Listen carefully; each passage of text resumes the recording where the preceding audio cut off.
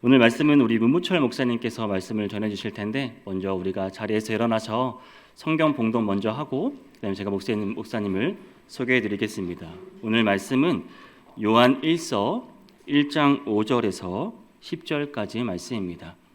우리가 그에게서 듣고 너에게 전하는 소식은 이것이니 곧 하나님은 빛이시라 그에게는 어둠이 조금도 없으시다는 것이니라.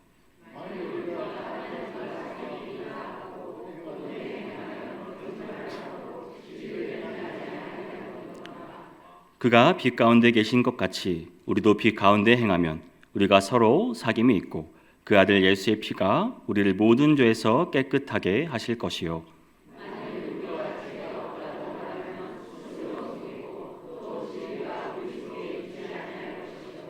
만일 우리가 우리 죄를 자백하면 그는 미쁘시고 의로우사 우리 죄를 사하시며 우리를 모든 불의에서 깨끗하게 하실 것이요. 만일 우리가 범죄하지 아니하였다 하면 하나님을 거짓말하는 이로 만드는 것이니 또한 그의 말씀이 우리 속에 있지 아니하니라. 아멘. 네, 오늘 자리에 앉으시겠습니다. 오늘 말씀을 전해주실 문무철 목사님은 성남 성덕침례교회 원로 목사님이십니다. 지금 이제 한건희 목사님이 담임 목회를 하시고 그 전 오랫동안 또 교회를 목회하셨습니다. 그래서 여러분 오늘 또 말씀 잘 들으시고 우리에게 주시는 말씀 정말 하나님의 말씀으로 잘 듣기를 원합니다. 또 목사님 나오실 때 또 잘 듣겠다는 의미로 우리 박수로 환영하겠습니다. 오늘 여러분과 함께 하나님과 동행하는 삶을 살려면 이런 점으로 말씀을 나누도록 하겠습니다. 우리는 누구와 동행하고 누구와 함께 하느냐에 따라 그 삶의 질과 방향이 달라집니다. 1970, 80년대 아메리칸 드림을 안고 미국으로 건너가는 분들이 꽤 많은데요. 그 무렵 미국으로 건너간 사람들이 직업을 어떻게 선택했느냐 하면 대개 공항에 마중 나온 사람을 따라 직업을 택하는 경향이 많았다고 합니다. 예를 들어 공항에 마중 나온 분이 세탁업을 하는 분이면 세탁업 쪽으로 빠질 확률이 높았고요. 마중 나온 사람이 마트를 하는 사람이면 마트업 쪽으로, 그렇게 공항에 마중 나와서 처음 만나는 사람을 따라 그 직업이 결정되는 경향이 많았다는 겁니다. 그처럼 사람은 누구와 함께 하느냐에 따라 그 삶의 질과 방향이 달라집니다. 사람은 환경의 지배를 받는 동물이라고 굳이 강조 안 해도 다 알만한 사실이죠. 폭력배와 어울리면 폭력배가 됩니다. 술꾼과 어울리면 술꾼이 되고 도박꾼과 어울리면 도박꾼이 됩니다. 음악꾼과 어울리면 음악하는 음악꾼이라 그래서 그런데 음악하는 분들, 여기 우리 바이올린 켜시는 분들이 많아서 너무 보기 좋고 또 듣기도 너무 좋습니다. 음악하는 사람을 가까이 하면 음악가가 될 확률이 높고요, 체육하는 사람과 가까이 하면 체육인이 될 가능성이 높지 않겠습니까?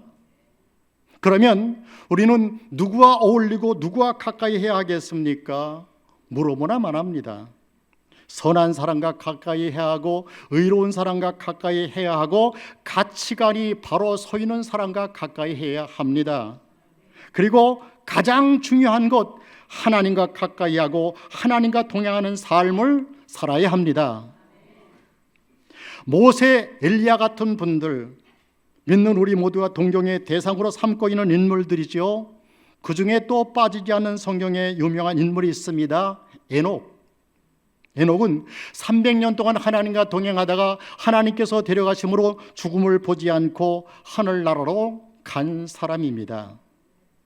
좋은 성향을 가진 사람과 가까이야만 해도 그 사람을 닮아 나도 좋은 사람이 될 확률이 높은 것인데, 하물며 우리가 거룩하시고 완전하신 하나님과 가까이 하며 동행한다면 우리의 삶의 질이 얼마나 더 좋아지겠습니까?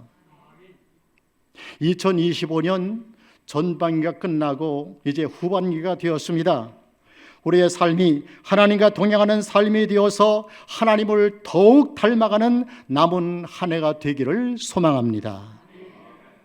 그러면 하나님과 동행하는 삶을 살려면 우리가 어떻게 해야 할까요? 첫 번째, 빛으로 나오기를 힘써야 합니다. 빛으로 나오기를 힘써야 합니다.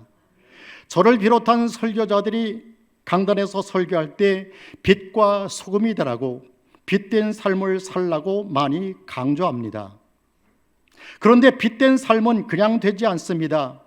먼저 어둠을 벗어나 빛으로 나와야 합니다. 어둠 속에 머물러 있으면서 빛된 삶을 살 수는 없습니다. 오늘 본문 5절을 보겠습니다. 우리가 그에게서 듣고 너에게 전하는 소식은 이것이니 곧 하나님은 빛이시라 그에게는 어둠이 조금도 없으시다는 것이니라. 여기 말씀대로 하나님은 빛이십니다. 어둠이 조금도 없으셔요. 그에 반해 사람은 어떻습니까? 어둠에 속하고 어둠에 빠질 때가 많죠. 여러분, 어둠은 뭐예요? 죄와 관련된 것입니다. 그래서 범죄하고 어둠에 속한 인간은 본능적으로 빛을 싫어합니다. 왜냐하면 빛으로 나오면 어둠 속에 있는 것, 즉 자기의 더러운 죄가 다 드러날까 두렵기 때문입니다. 밤에 불을 켜면 어둠 속에 돌아다니던 바퀴벌레들이 다 도망가듯이 죄와 어둠 가운데 있는 인간은 하나님의 빛으로 나오기를 두려워하고 하나님의 빛이 비치면 도망가기 바쁜 것이죠. 온갖 죄악과 향락에 빠져 사는 사람들, 술과 도박에 빠져 사는 사람들, 놀이에 중독되고 게임에 중독된 사람들 어떻습니까? 하나님 앞에 나오기를 즐겨 하나요? 아니요. 하나님 앞에 나오기를 꺼려 합니다. 하나님 얘기하는 걸 별로 좋아하지 않습니다. 그것은 빛이신 하나님 앞에 나오는 것이 두렵기 때문입니다. 자기의 범죄한 것이 드러나고 자기의 더러운 것이 드러날까 두려운 것이죠. 그런 삶 속에 머물러 있는 한 하나님과 동행한다는 건 묘한 일입니다.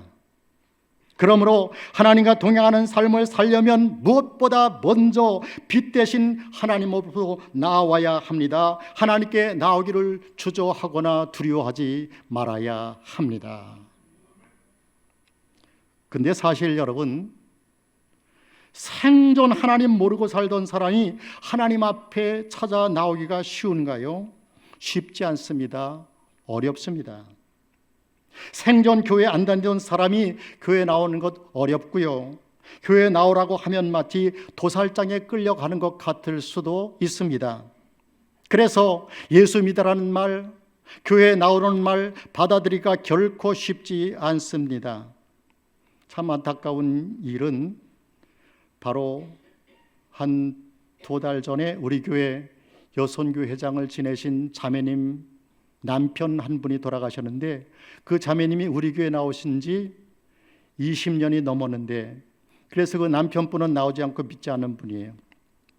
그 남편분을 전도하기 위해서 그렇게 애를 쓰고 최근에는 몸이 안 좋아져 가지고 이제 어떻게든지 1대1로 만나서 복음을 전하러 가는데, 저를 개인적으로 인품적으로는 좋아하는데 성남침략의 문 목사 좋은 사람이지, 인간적으로는 좋아하는데 복음을 전하려고 가까이 가려고 하면 그냥 심리밖에 도망가 버리는 거예요. 그 복음을 제대로 전할 기회를 못 잡았어요. 그러다가 1달, 2달 전에 돌아가셔서 얼마나 제가 죄책감이 들고 그분을 구원으로 인도하지 못한 게 얼마나 하나님 앞에 참 죄송한지 안타깝게 이루 말할 수가 없었습니다. 참 받아들이기가 쉽지 않은 거예요, 그런 분들이. 그러므로 그런 사람들이 하나님께 나오게 하기 위해서는 먼저 믿은 우리가 다가가서 이끌어 줘야 하는 것이죠. 가족이든 친구이든 지인이든 먼저 믿은 사람이 다가가서 이끌어 줘야 합니다. 그래서 때때로 특별 집회를 합니다. 새삼침례교회는 외부 강사님들을 자주 초청하는 걸로 알고 있습니다. 적지 않은 비용을 들여서 그런 분들을 초청하여 집회를 갖는 목적이 뭡니까? 교회에 대해 낯선 분들, 하나님에 대해서 낯선 분들이 교회 첫걸음을 내딛는데 계기를 마련해 주고자 하는 것이 아니겠습니까? 그러므로 우리는 할 수 있는 모든 방법을 동원해서 어둠 속에 있는 사람들이 빛 대신 하나님께로 나올 수 있도록 이끌어 주어야 합니다. 열심히 다가가서 복음을 전하는 우리가 되기를 원합니다. 그러면 성도 여러분, 교회 밖에 있는 사람들은 그런 방법을 통해 인도한다 치고 지금 교회 안에 있는 여러분은 어떻습니까? 여러분은 지금 하나님과 동행하고 계십니까? 하나님과 가까이 하며 살고 계십니까? 혹시 교회를 다니면서도 아직 하나님이 멀게 느껴지는 분은 안 계신가요? 그래서 제가 언젠가 한번 설교하다 그랬어요. 하나님이 도저히 아버지라고 느껴지지 않는 분들은 하나님 아저씨라고 불러도 괜찮으니까 불러보세요. 하나님을 가까이 하기가 아직 어려운 분은 안 계신가요?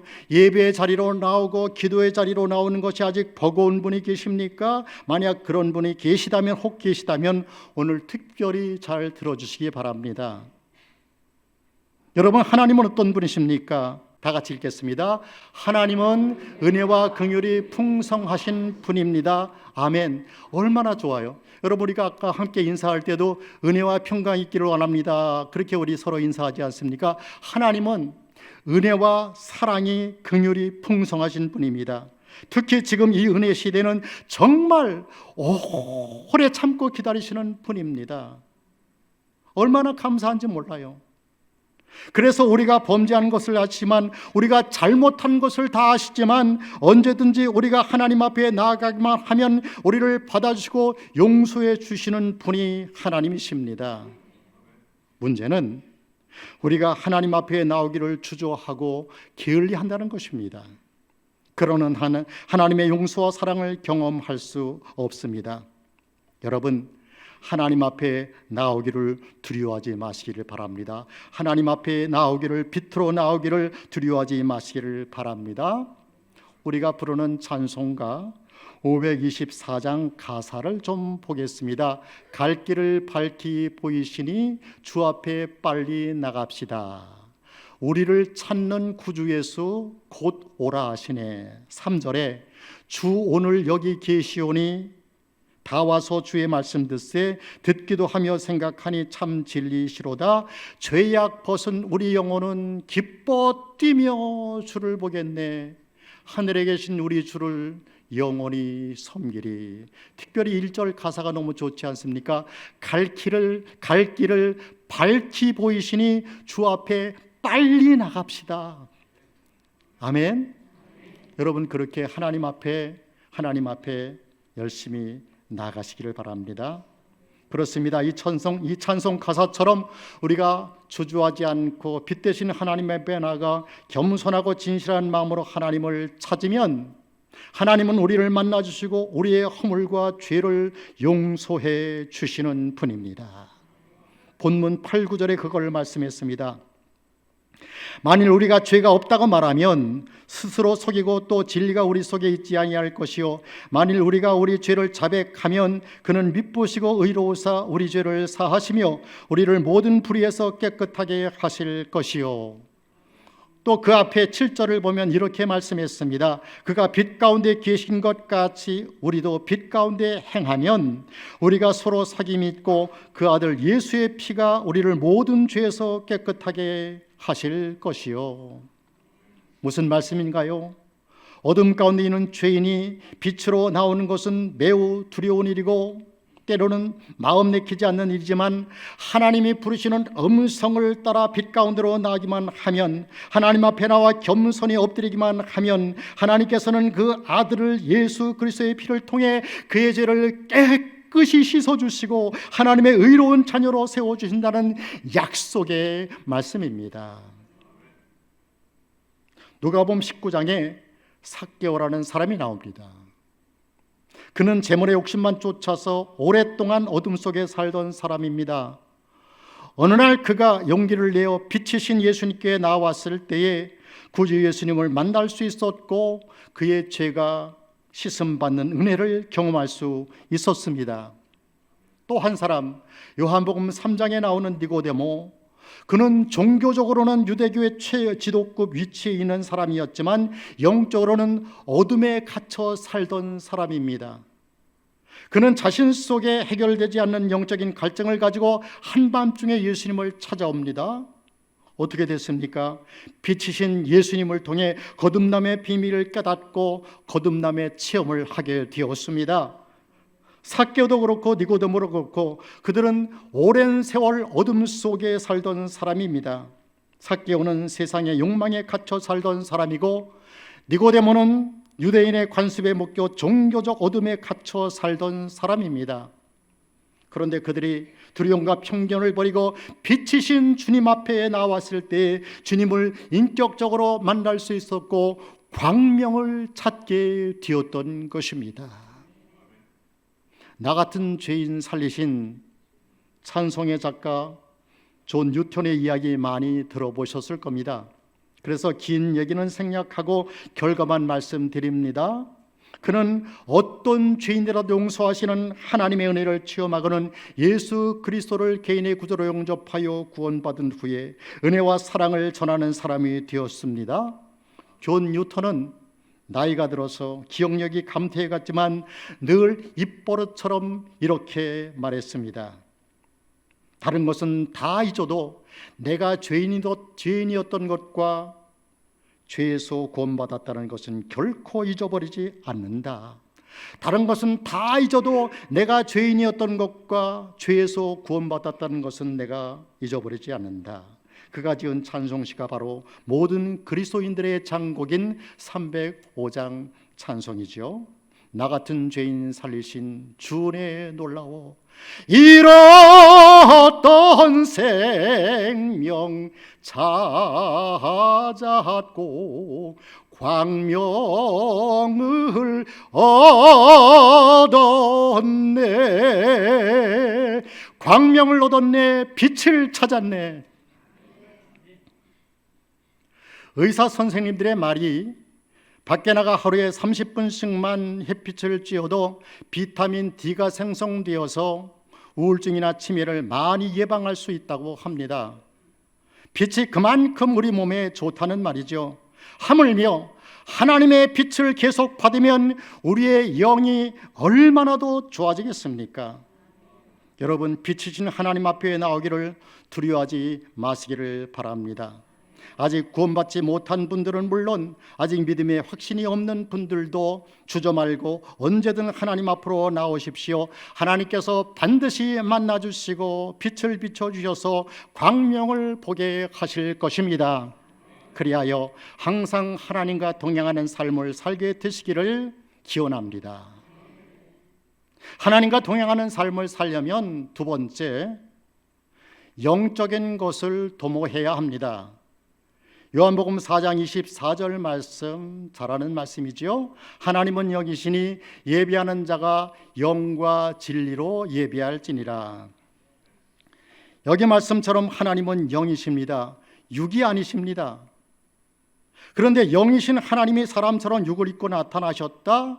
그분이 바로 우리 주 예수 그리스도이시죠. 하나님이 사람이 되셔서 육을 입으시고 사람들이 육안으로 볼 수 있게 인간으로 현현하신 것입니다. 그래서 요한복음 1장 18절에 말씀하시기를 본래 하나님을 본 사람이 없으되 아버지 품속에 있는 독생하신 하나님이 나타내셨느니라. 다시 말씀드리거니와 하나님은 영이십니다. 그에 비해 우리 사람은 어떻습니까? 사람은 육을 입고 있는 육적인 존재지요. 사람에게 영이 분명히 있지만 삶의 영역에서는 영이 아닌 육신의 지배를 받아 살 때가 많기 때문에 영이 제 기능을 발휘하지 못할 때가 많습니다. 창세기 6장 3절에 그런 말씀을 했습니다. 여호와께서 이르시되 나의 영이 영원히 사람과 함께하지 아니하리니 이는 그들이 육신이 됨이라, 육체가 됨이라. 인간이 범죄함으로 말미암아 하나님의 영이 떠나고 육체만 남게 된 것입니다. 그래서 영이 활동을 못합니다. 그러다 보니 자연 영이신 하나님과 단절된 채로 살아갈 수밖에 없는 것입니다. 그러므로 하나님과 동행하려면 죽은 영혼이 먼저 살아나는 일이 선제되어야 합니다. 잠자던 영혼이 깨어나는 일이 먼저 선제되어야 합니다. 죽었던 우리의 영혼이 어떻게 살아날 수 있습니까? 예수를 믿을 때 우리의 영이 살아나고 거듭나게 되는 것이죠. 누구라도 예수님을 믿고 구원받았다면 그의 영은 죽어있는 것이 아니라 다시 살아난 것입니다. 거듭난 것입니다. 여기 계신 여러분 대다수 분들이 다 예수 믿고 거듭나 구원받은 분들인 줄 믿습니다. 요한복음 5장 25절에 말씀했습니다. 진실로 진실로 너에게 이르노니 죽은 자들이 하나님의 음성을 들을 때가 오나니 곧 이때라. 듣는 자는 살아나리라. 길동아, 내가 너의 죄를 대신 지고 십자가에 못 박혀 죽었다가 3일 만에 다시 살아난 너의 주 너의 하나님이다. 그러므로 내 음성을 듣고 나를 너의 구주로 믿으면 너는 살아나는 것이다. 내가 너에게 새 생명을 주는 것이다. 그렇습니다. 구원받은 사람은 그 영이 분명히 살아난 사람입니다. 이제 하나님의 생명이 그 속에 있습니다. 그러면 구원받은 성도라고 해서 하나님과 동행하는 것이 저절로 되나요? 가만히 있어도 저절로 성령 충만하고 성령의 인도를 따라 살아가게 되나요? 아니죠. 서로 구원받은 사람일지라도 영혼을 잘 돌보지 않으면, 영혼을 잘 가꾸지 않으면 영이 기운을 차리지 못합니다. 영이 지 기능을 차리지 못합니다. 오늘 혹 믿음 생활이 영적인 일이 침체되어서 오늘 조금 영이 깔아진 상태에서 힘을 잃은 상태에서 오신 분이 계시다면 다시 하나님을 만남으로 하나님의 성령을 체험함으로 여러분 다시 영이 살아나서 기운을 차리는 그런 시간이 되시기를 주님의 이름으로 축복합니다. 그래서 결과적으로 영이신 하나님과 동행하는 삶을 살게 되는 것인데, 그러므로 하나님과 동행하는 삶을 살려면 영적인 일을 도모해야 합니다. 그럼 우리가 어떻게 영적인 일을 도모할 수 있을까요? 다른 게 아닙니다. 설교자들이 강단에서 늘 강조하는 것, 바로 말씀과 기도와 예배에 힘쓰는 것입니다. 하나님의 말씀을 읽고 묵상하며 기도하고 예배드리는 일이 우리의 영을 살리는 가장 기본적인 일입니다. 그렇다고 볼 때 한 주간을 살면서 말씀을 가까이 하지 않으면 우리는 하나님과 제대로 동행할 수 없습니다. 기도 생활을 게을리하면 역시 하나님과 동행하는 삶을 살 수 없습니다. 사실 우리의 일상은 대부분이 육신에 매여 살아가기 때문에 경건의 생활을 제대로 훈련받지 않으면 규칙적으로 말씀 보고 기도하는 것이 잘 안 될 수가 있어요. 제가 군대 갔다 온 지가 이제 50년이 훨씬 넘었는데요. 지금도 군대 얘기가 나오면 빠지지 않고 끼어듭니다. 아주 입에 침을 튀면서 얘기를 하죠. 부사관으로 군생활을 워낙 혹독하게 했기 때문인 것 같아요. 이해해 주시기 바랍니다. 제가 부사관학교에서 배운 것 중에 지금까지 실행하려고 애쓰고 있는 것이 하나 있는데, 그게 뭐냐면 걷는 자세입니다. 제식훈련. 그 바로 바른 자세로 걷는 훈련이죠.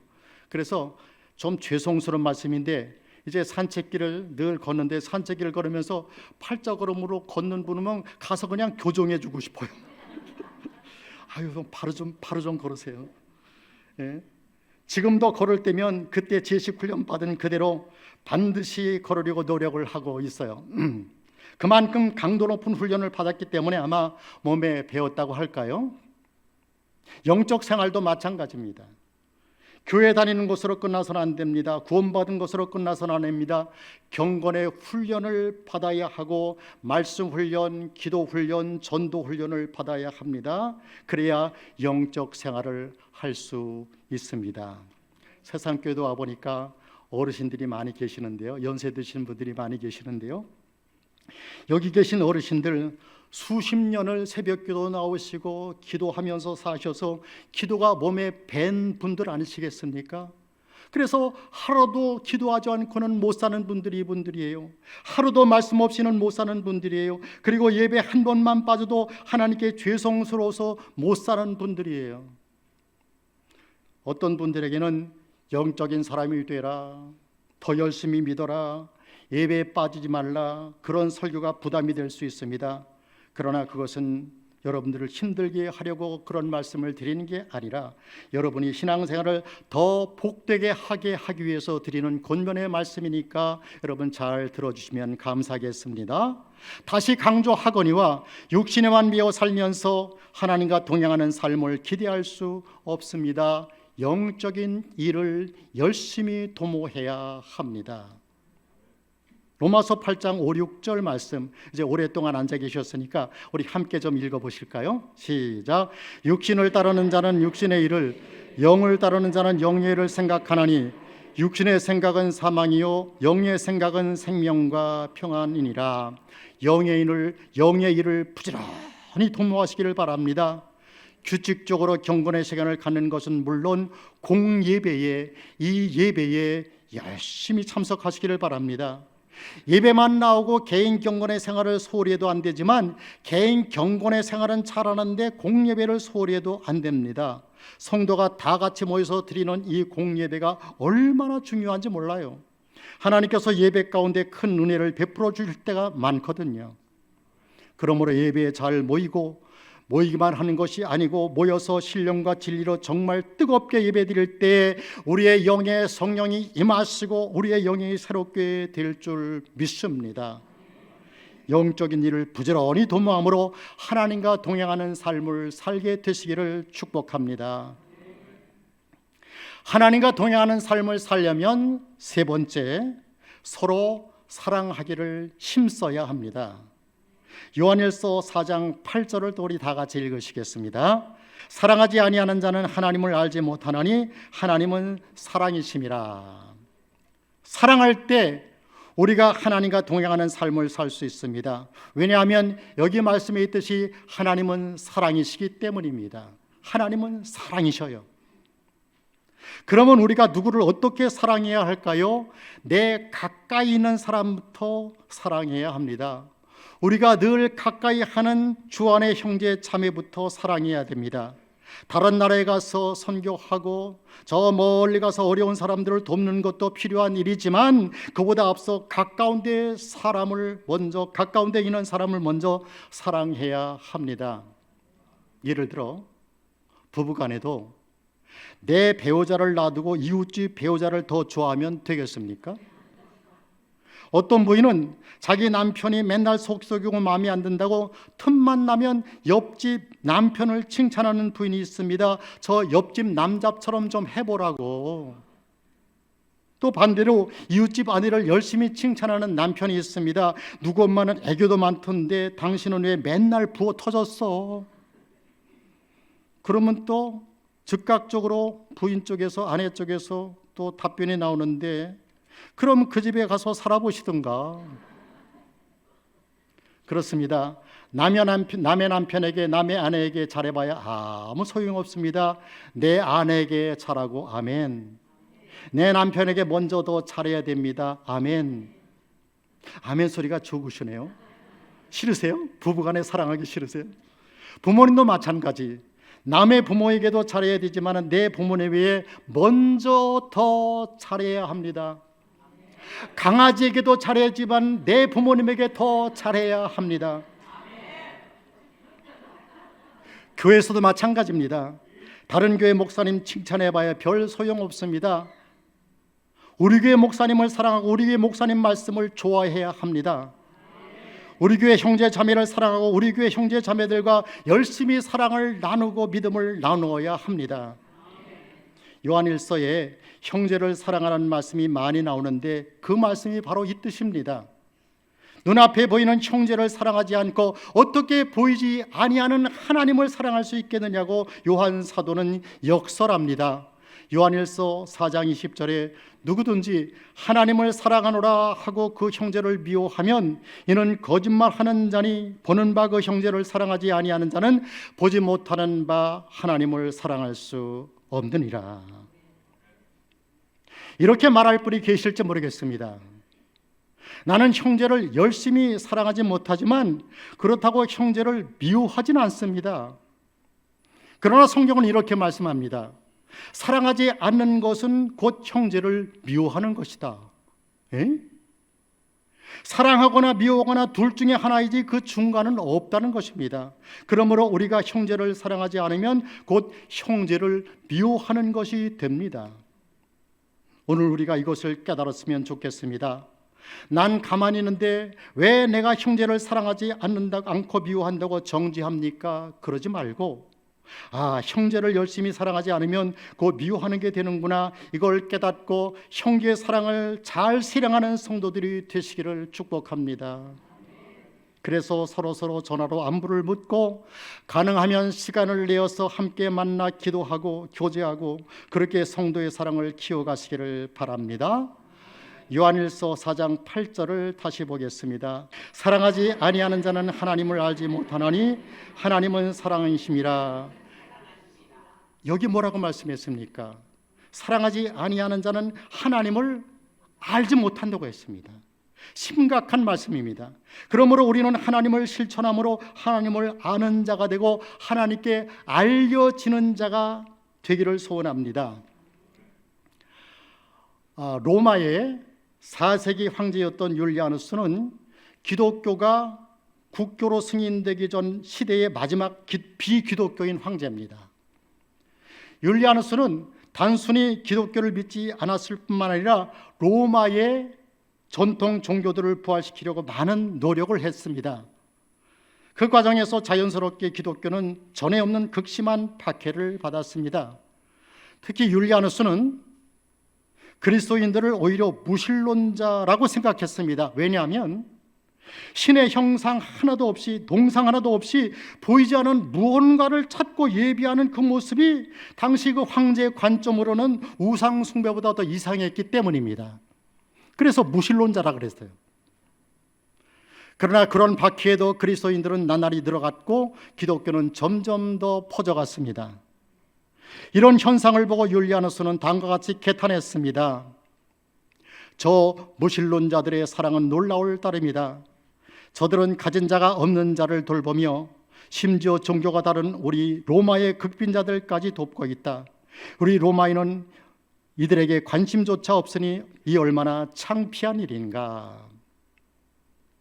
율리아누스가 바라본 기독교의 실체는 바로 사랑이었습니다.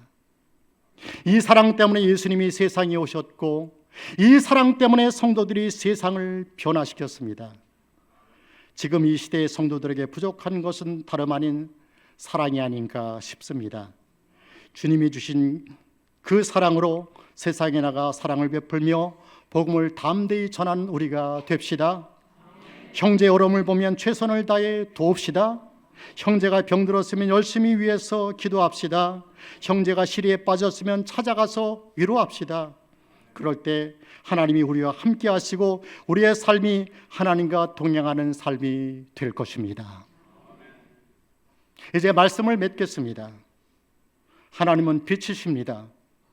그러므로 우리가 하나님과 동행하려면 빛 대신 하나님 앞으로 나오는 것을 두려워하거나 주저하지 말아야 합니다. 하나님은 영이십니다. 그러므로 우리가 하나님과 동행하는 삶을 살려면 영적인 일을 부지런히 도모해야 합니다. 하나님은 사랑이십니다. 그러므로 우리가 하나님과 동행하는 삶을 살려면 열심히 사랑을 실천해야 합니다. 기도하겠습니다.